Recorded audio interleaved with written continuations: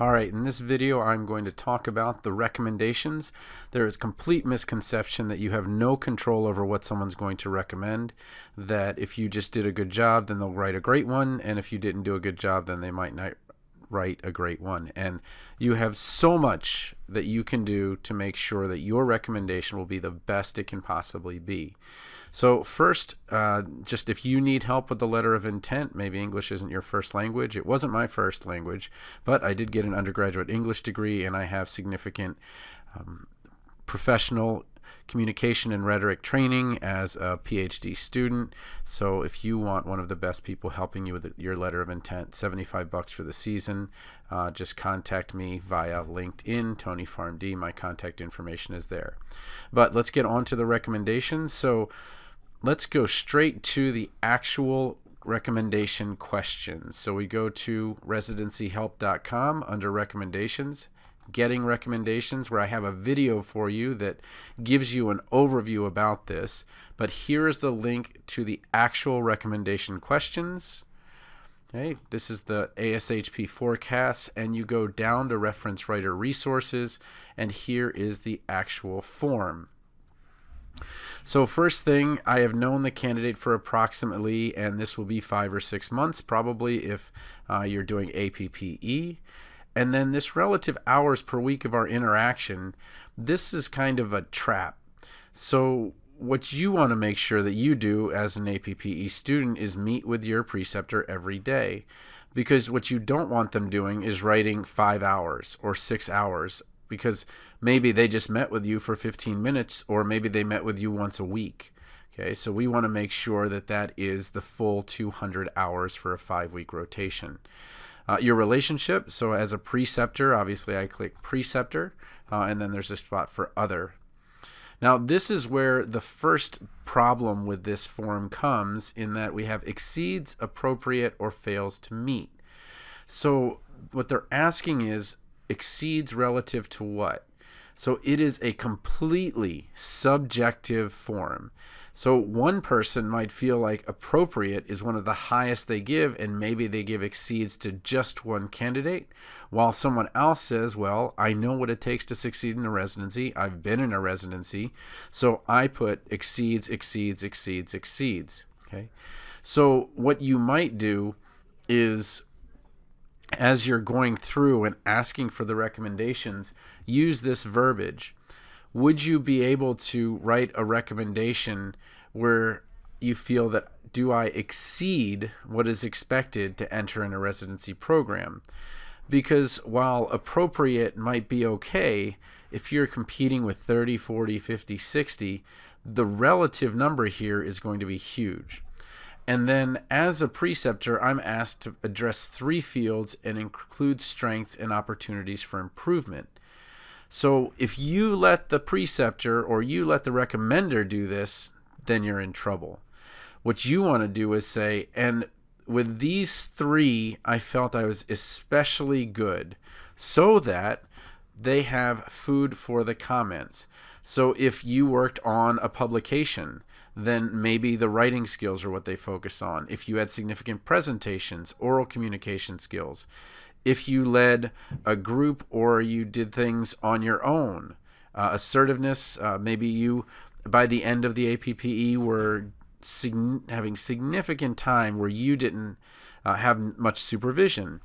Maybe you were organizing the preceptor. This is very possible if the preceptor is a creative, and a lot of what they do is just have great innovative ideas, but maybe they're not great with the tasks and things like that. So you want to say specifically, this, in my writing skills and my assertiveness and my dependability, I felt that I was 110%. And then you provide the evidence. What you're really doing is saying, hey, this is where I might fit for exceeds, and here are what I would feel the comments are. And you're not exactly saying it, but the better your relationship with the preceptor, the better that you can go over this form and say, these are the things that I feel that I'm strongest at or weakest at. And honestly, every school should have this form as the way that a person is judged in their APPE. If we're moving to a significant number of students going to residency. Right now it's only about 25%. I think it's going to be much higher this year though. Then we should be grading our APPE students on this so that by the end of the rotation, we can say this person exceeds or has appropriate measures in these very different.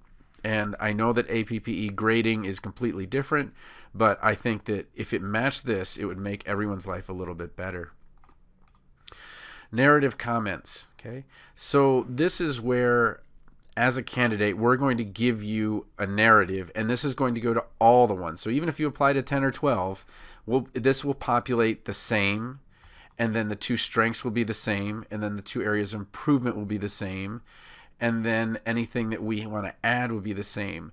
So when you're writing your second, hey, I just wanted to remind you what we did over our APPE, and you have it in order of 3 strongest qualities, narrative comments, strengths, areas of improvement, and what you have done since that APPE to improve them, then anything that makes you unique or special that you've been doing, maybe you're doing something outside.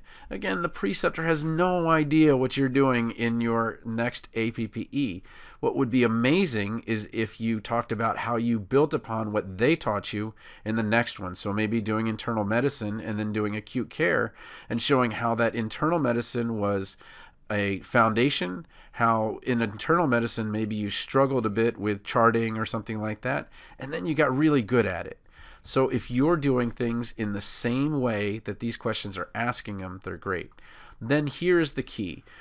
Enter any comments that fit the candidate's fit to the particular program. So as I write number 2 of 12 recommendations, everything else was auto-populated. All of this was done all over again, except for this one. This one is blank. So what I ask everyone that I'm writing recommendations for is please tell me why you're applying to that program, because these are the trade-offs that I need to know. Okay, well, you gave up a big hospital center for a teaching program, or you went from AmCare to community, which is not uncommon for AmCare and community to both have applications or similar applications. So if you don't do that, it's like writing a generic letter of intent. Okay, you don't want a generic recommendation.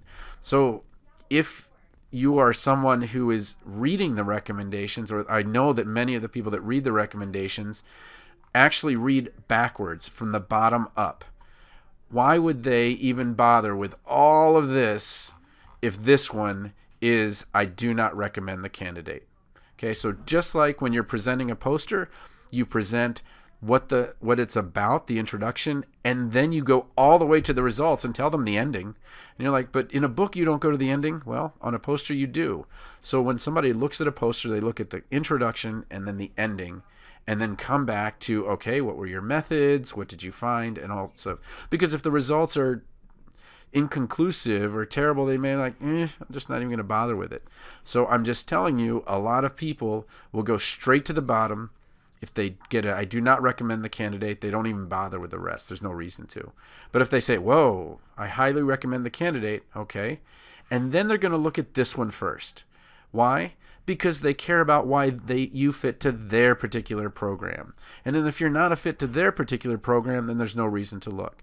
So they might see the introduction, then they're going to come right down here to the results, and then they're going to come down to the fit to the program, and then they'll read through all of this to see, okay, are they someone that fits? Okay, but what you want to make sure that you do is that you match, when you're asking for a recommendation, this perfectly.